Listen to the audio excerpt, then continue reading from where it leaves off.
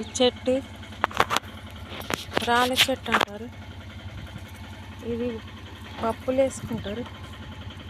చెట్టు మాకు అందుబాటులోనే ఉంది. చూడండి,